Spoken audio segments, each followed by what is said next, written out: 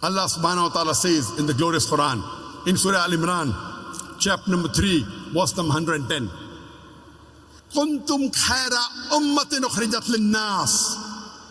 O ye Muslims, ye are the best of peoples evolved for mankind. Allah is giving us Muslim an honor. He's giving us Muslims an honor and calling us the best of peoples evolved for mankind. Whenever there is honor, it is always followed up with a responsibility. For example, in a school, the principal has got more honor than a teacher. A teacher has got more honor than a clerk. Similarly, a principal has got more responsibility than a teacher.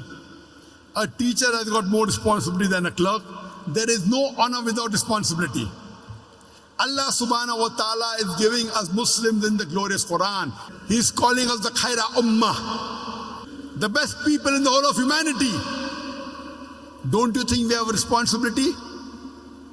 The reply is given in the same verse, and Allah continues, تَأْمُرُونَ بِالْمَعْرُوفِ وَتَنْهَوْنَ عَنِ الْمُنْكَرِ وَتُؤْمِنُونَ بِاللَّهِ. Because we enjoin what is good and we forbid what is wrong and we believe in Allah.